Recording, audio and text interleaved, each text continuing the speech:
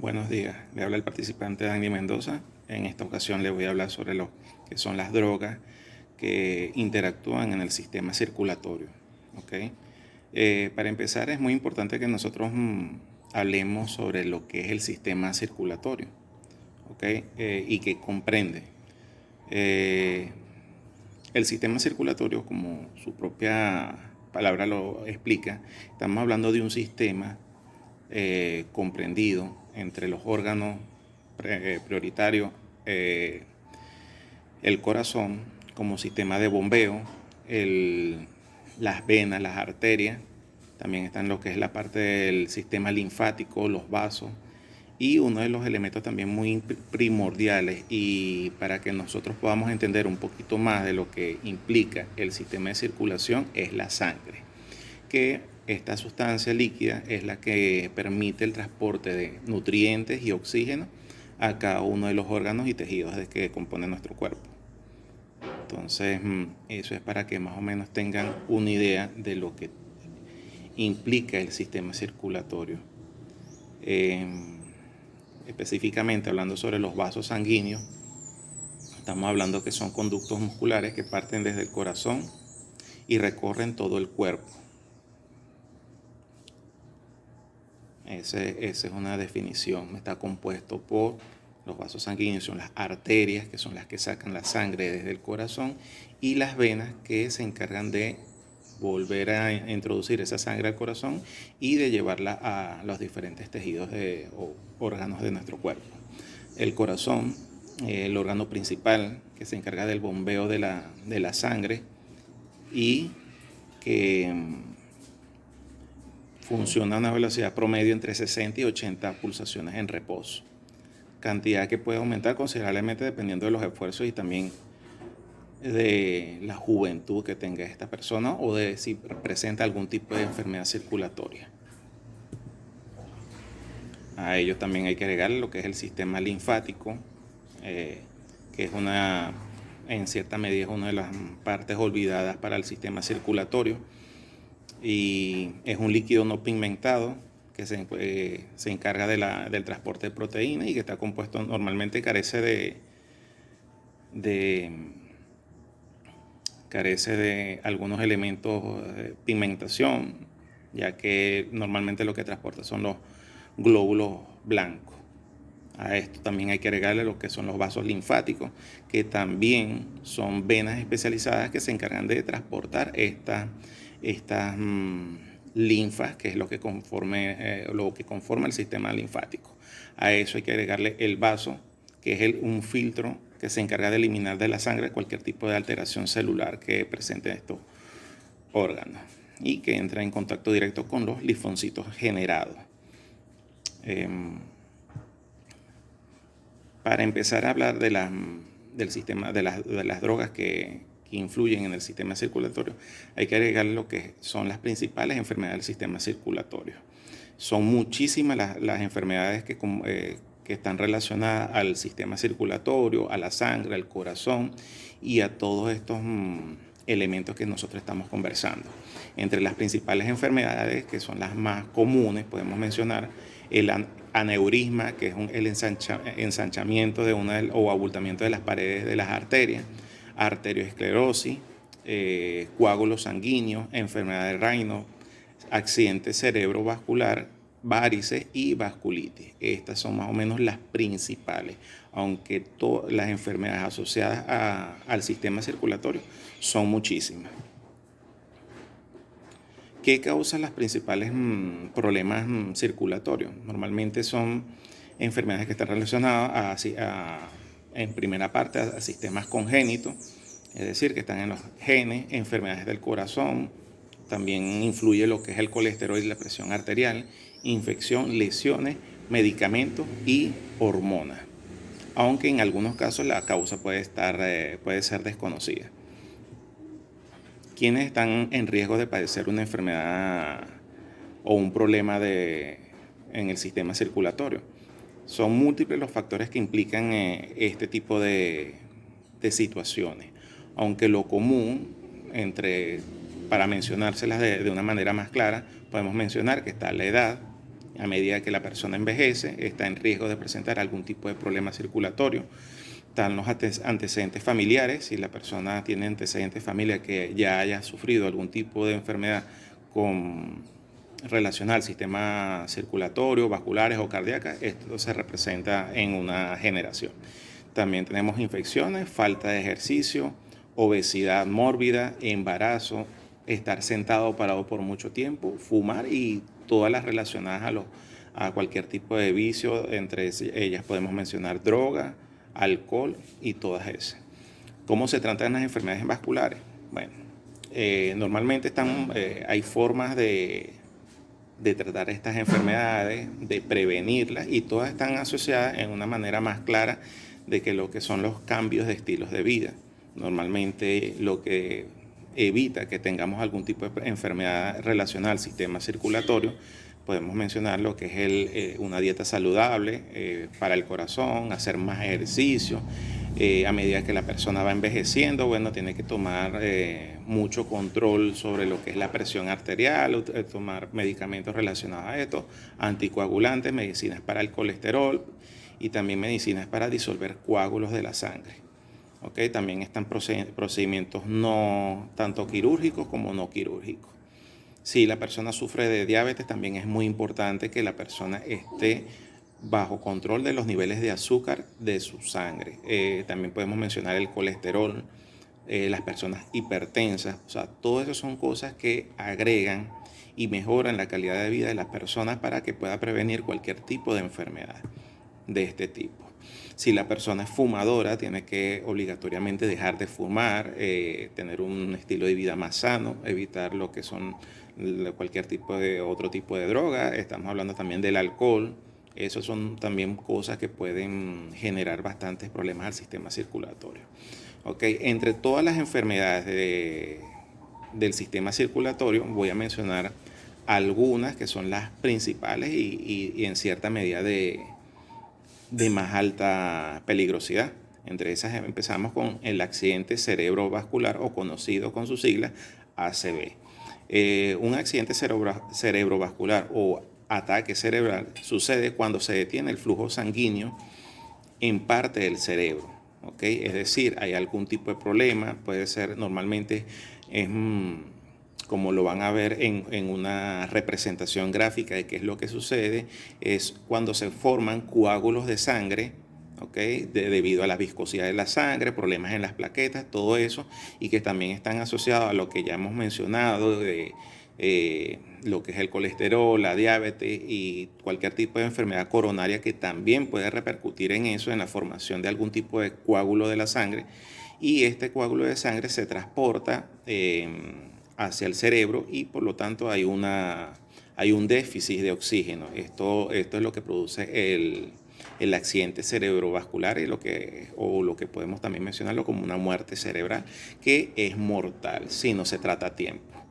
Tipos de ACV, hay solamente dos tipos de ACV. Tenemos el ACV isquémico, que es normal, representa el 80% de los casos, que es simplemente, como se lo estaba mencionando, que es un coágulo de sangre que bloquea o tapa un vaso sanguíneo en el cerebro.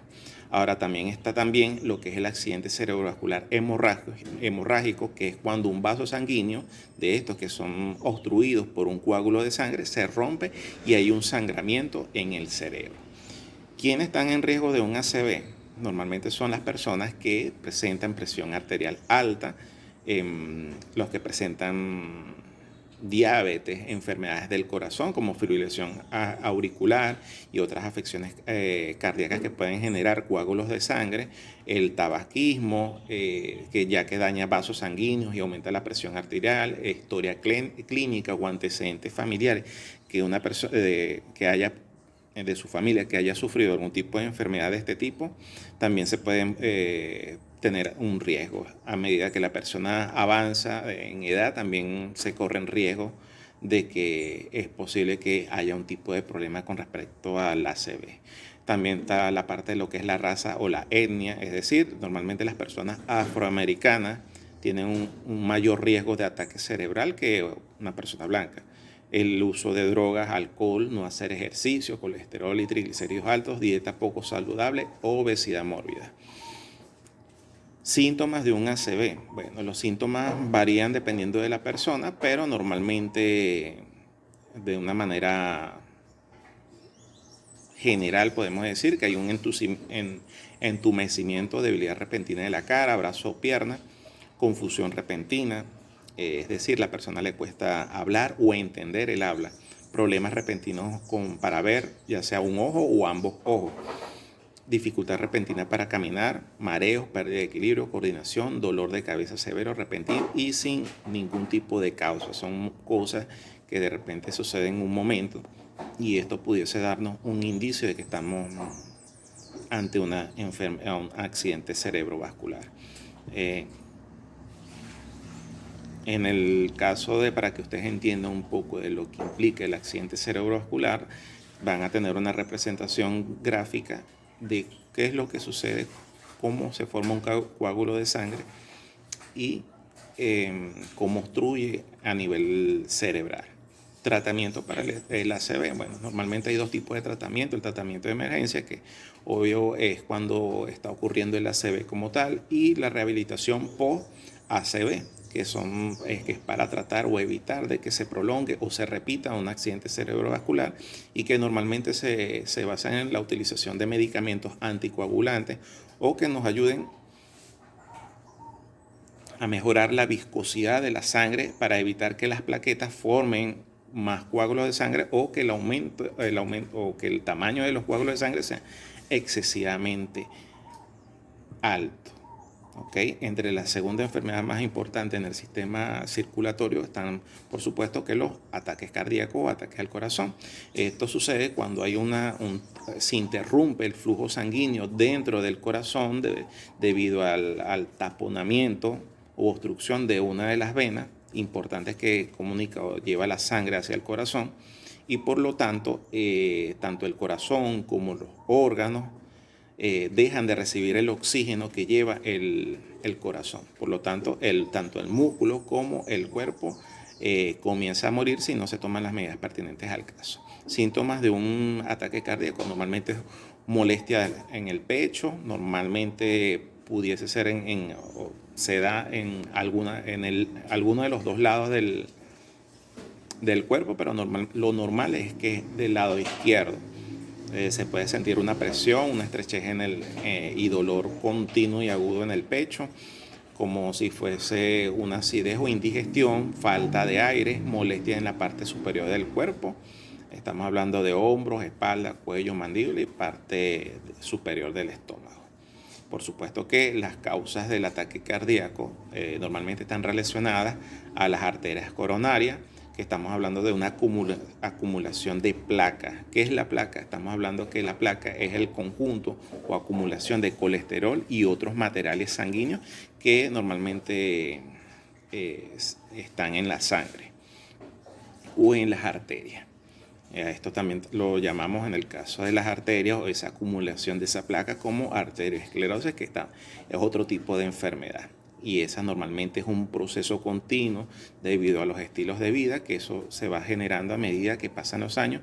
Una persona que no haga ejercicios, que tenga una dieta poco saludable, donde el alimento o la concentración de los alimentos sea normalmente alimentos grasos. Toda esta grasa se va acumulando, algunas partes de calcio y algunos elementos sanguíneos. Todo eso forma un conjunto llamado placa, que es la que va obstruyendo esas arterias coronarias y que puede ser fatal. También estamos en el caso relacional al corazón, otra enfermedad importante a tratar que tiene relación al sistema circulatorio. Estamos hablando de las arritmias, que corresponden a alteraciones del ritmo cardíaco provocadas por fallas en el sistema de control y latidos del corazón. Estamos hablando de una anormalidad que hay en los impulsos eléctricos, que son normalmente lo que hace que los respectivos movimientos del corazón, que son sístoles y diástoles. Normalmente estas arritmias pueden ser por fallas coronarias, pueden ser también provocadas o originadas por algunos elementos como cafeína, nicotina, ansiedad y alcohol, que también puede generar una arritmia. A su vez también está la insuficiencia cardíaca, que estamos hablando de que el corazón es incapaz de abastecer de oxígeno necesario para el cuerpo. Por lo tanto, hay un desfallecimiento, hay un decaimiento en la función tanto del corazón y, por supuesto, a nivel general del cuerpo. La embolia pulmonar, que estamos hablando que técnicamente son muy relacionadas, muy parecidas, el mismo esquema parecido a lo que es el ACV.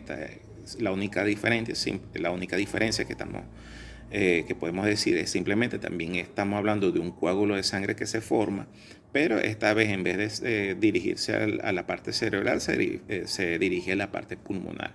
Esta obstrucción puede traer daños permanentes, daños graves a los pulmones, bajos niveles de oxígeno, lesiones en otros órganos por lo mismo.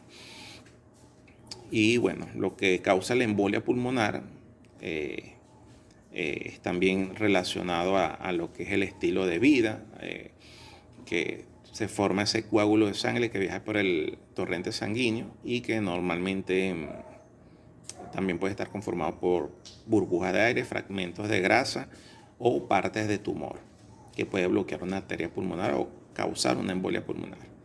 Normalmente el tratamiento para ellas de la embolia pulmonar anticoagulantes, que estos evitan de que se formen o aumenten la cantidad de coágulos en la sangre o que aumenten de tamaño. Y también estamos hablando de diluyentes. Si hay algún tipo de coágulo ya existente, estos elementos químicos destruyen o diluyen ese coágulo de sangre. También están los trombolíticos, que precisamente son los medicamentos que se encargan de disolver estos coágulos de sangre.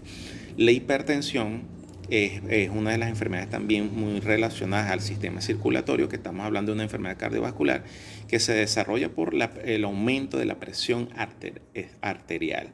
Este aumento de la presión arterial se debe a que hay un estrechamiento o vasoconstricción en las arterias. ¿Y que lo origina esto? Pues como vemos diciendo, hay un elemento común en esto, es el estilo de vida. Estamos hablando de que esa estrechez, ese aumento de la presión, normalmente la causa lo que es la parte de la acumulación de grasa o placa en estas arterias. También están lo que son las varices, que es otra enfermedad muy conocida en el sistema circulatorio, las venas varicosas, que son venas hinchadas y retorcidas que se pueden ver debajo de la piel. Normalmente están dispuestas en la zona de la pierna, aunque también lo que conocemos como las hemorroides también son un tipo de vena varicosa. Entre las partes de los medicamentos que podemos mencionar entre los principales hay muchos que están relacionados al sistema circulatorio. Estamos hablando del glibenol, que el nombre comercial es glibenol, nombre genérico tribenócido, composición tribenócido 30 miligramos. Efectos secundarios, estamos hablando de trastornos gastrointestinales y erupciones cutáneas. Indicaciones: este medicamento normalmente es para trastornos de circulación venosa, sensación de cansancio, tensión y pesadez en las piernas, y también estamos hablando del síndrome varicoso, hemorroide, úlcera varicosa y síndrome postrombótico. Precauciones: si al usted consumir el medicamento y presenta erupciones cutáneas, debe suspender el uso de este medicamento. Contraindicación: hipersensibilidad a la sustancia activa. Posología: 2 grajeas 3 veces al día, y la presentación de este medicamento normalmente son en base de 30 grajeas de 200 miligramos. Otro medicamento, nombre comercial Novarona, nombre genérico amiodarona, composición amiodarona clorhidrato 200 miligramos. Efectos secundarios: fotosensibilización y pigmentación en la piel, hiper o hipotiroidismo, fibrosis pulmonar, neuropatía periférica y temblor extrapiramidal. Indicaciones: este medicamento normalmente está indicado para trastornos agudos y crónicos del ritmo cardíaco, es decir, las arritmias. Estamos hablando de la extrasistolia auricular y ventricular, taquiarritmias asociadas al síndrome WPN-Flutter y fibrilación auricular. Precauciones: con pacientes que reciban anticoagulantes del tipo warfarina, es decir, digoxina, antiarrítmicos tales como quinidina, disoramidina, procaninamina y mexilatina. Son medicamentos que normalmente pueden afectar el uso de este medicamento llamado Novarona. También están los beta bloqueantes y calcio antagonistas.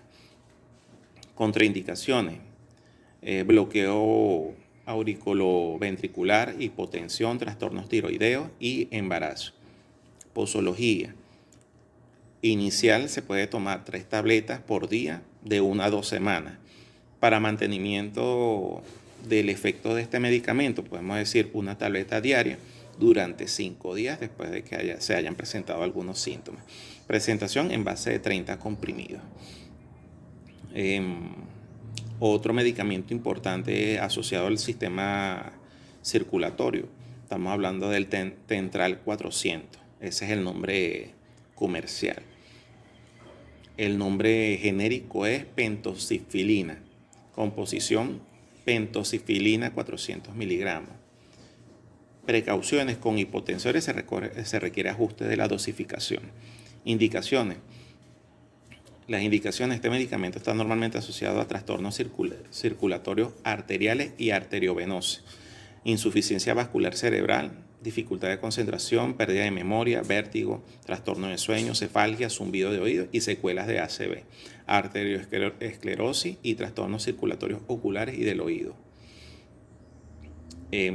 Efectos secundarios: puede presentar trastornos gastrointestinales, vómitos, náuseas, diarrea, cefaleas o mareos, y las dosis elevadas pueden causar o originar calor repentino, taquicardia, angina de pecho o hipotensión.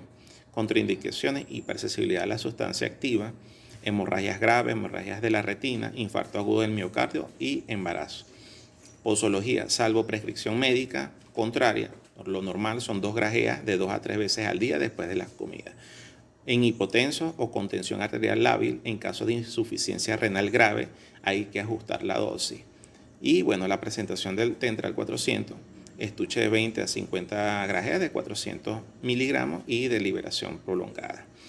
En este video también ustedes podrán observar algunas situaciones relacionadas a lo que es la parte de una representación gráfica de un ataque cardíaco, y también de lo que representa la obstrucción o la hipertensión, que es por la obstrucción de las venas. Espero que haya sido satisfactorio el conversatorio, y bueno, agradecido por su atención. Muchas gracias.